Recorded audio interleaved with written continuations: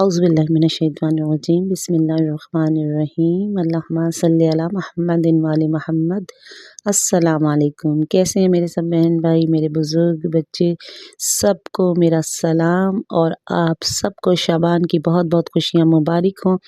کیونکہ یہ وہ مہینہ ہے کہ جس میں ہم لمحہ بلمحہ خدا کی رحمتوں سے فیضیاب ہو رہے ہیں۔ یہ رسول خدا کا مہینہ ہے، اور جس مہینے کی فضیلت یہ ہے کہ اس میں آپ اگر ہو سکے تو آپ صدقے کی بڑی اہمیت ہے کہ آپ اگر ایک خرمہ بھی، اگر اور کچھ نہیں ہے تو ایک خرمہ آپ جو ہے وہ راہ خدا میں دے دے۔ اس مہینے میں ایک روزہ رکھے، خدا آپ پہ جنت کو واجب کر دیتا ہے۔ یہاں آپ 70 دفعہ روزانہ استغفار پڑھیں،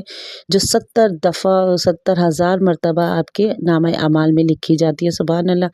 اور پھر اس مہینے میں خدا نے کوئی شہادت نہیں رکھی۔ دیکھیے، مسلسل ولادتیں ہیں، معصومین کی آمد ہے، کربلا مکمل ہو رہی ہے، پہلی شعبان کو وہ کلی کھلی ہیں رسول خدا کے آنگن میں، مولا علی کے آنگن میں، جنہیں زینب کہا جاتا ہے، جو باپ کی زینت بن کر آئی۔ اور پھر بہن اور بھائی کی محبت وہ ہے کہ پروردگار عالم نے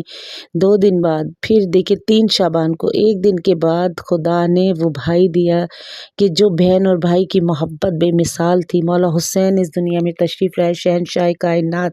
جنہوں نے آتے ہوئے بھی ایک گناہ گار کے مقدروں کو عروج دیا، جنہوں نے جاتے ہوئے بھی ایک گناہ گار کے مقدروں کو عروج دیا۔ پھر 4 شعبان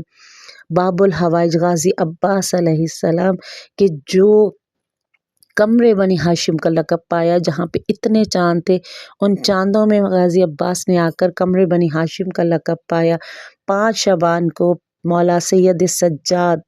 آئے ہیں کہ جنہوں نے اپنی زندگی میں کربلا کے بعد کربلا کے پیغام کو عام کیا، جو ہم تک پہنچ رہے ہیں، جو سجدے ہم کر رہے ہیں، یہ سب مولا سید سجاد کا صدقہ ہے۔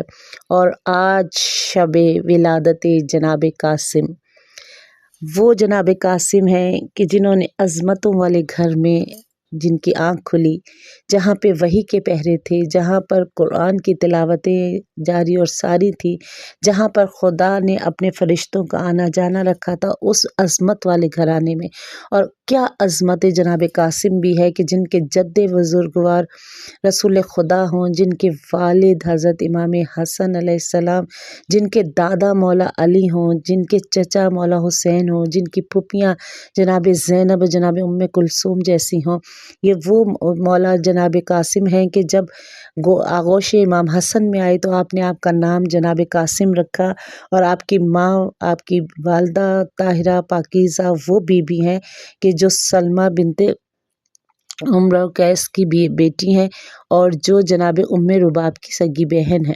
یہ جناب قاسم علیہ السلام نے اپنے والد کی شہادت سے 3 سال پہلے اس دنیا میں تشریف لے کر آئے ہیں۔ پھر امام حسن کی شہادت ہو گئی تو مولا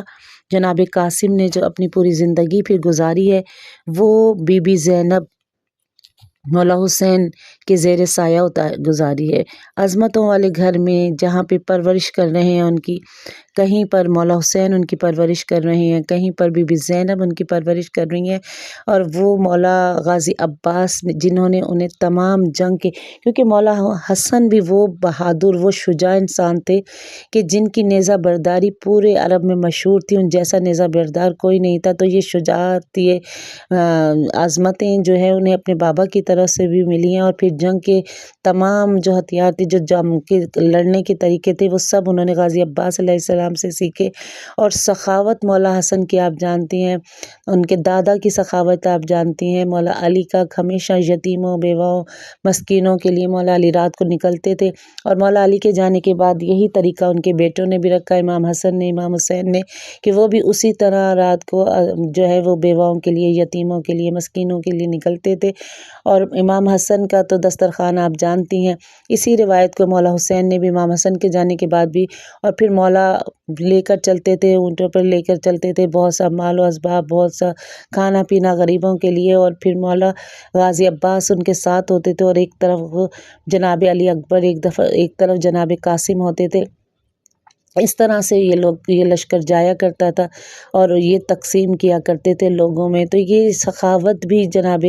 قاسم کو اپنے خاندان سے ملی ہے، یہ شجاعت بھی جناب قاسم کو اپنے خاندان سے ملی ہے۔ اور پھر یہ جب پلے ایسے گھرانے میں ہیں کہ جنہوں نے بچپن آغوش جناب زینب میں گزارا، اور جناب زینب کی آغوش میں مولا حسن نے، کیونکہ بی بی زینب انہیں ہمیشہ سے جو تعلیم دیتی تھی وہ خطبہ جناب فاطمۃ الزہرا، تو بچپن سے ہی جناب قاسم کو خطبہ جناب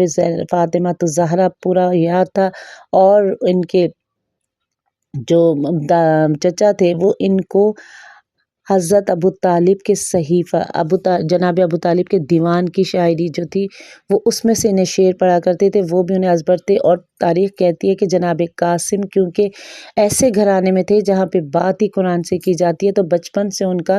جو تھا وہ قرآن پہ بہت عبور حاصل تھا، اور جب وہ قرآن کی تلاوت کیا کرتے تھے تو لہن داؤدی کی طرح لوگ سننے کے لیے رک جایا کرتے تھے، لوگ ان کے قرآن کی تلاوت کو سن کر جو ہے وہ مبہوت ہو جاتے تھے، کھڑے کے کھڑے رہ جاتے تھے، اتنا حسین انداز تھا جناب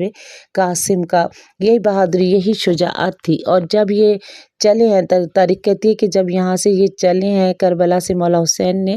جب 28 رجب کو قافلہ چلا ہے تو جہاں پہ تمام خواتین کو بٹھایا گیا، جناب قاسم کو بھی محمل میں خواتین کے ساتھ بٹھایا گیا ہے اور یہ قافلہ چلا ہے۔ اور یہ جناب قاسم وہ بہادر شجاع انسان ہے کہ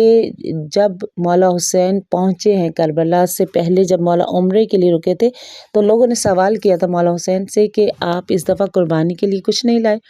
ہر سال جب امام جاتے تھے حج کے لیے تو بہت سی قربانی کے جانور وہاں پہ مولا قربان کیا کرتے تھے، تو جب یہ لوگوں نے سوال کیا تو مولا نے ایک طرف حضرت علی اکبر کو بلایا، ایک طرف جناب قاسم کو بلایا، اور مولا نے کہا کہ یہ وہ ہے کہ جن کی اس سال میں نے قربانی کرنی ہے، یہ وہ قربانی ہے جو اللہ کی بارگاہ میں قبول ہوگی۔ تو یہ بہادر، یعنی موت کو سامنے دیکھ کر بھی جو ڈرے نہیں، بہت بڑی عمر نہیں تھی، آپ جانتے ہیں کہ 13 سال جناب قاسم کی عمر تھی، لیکن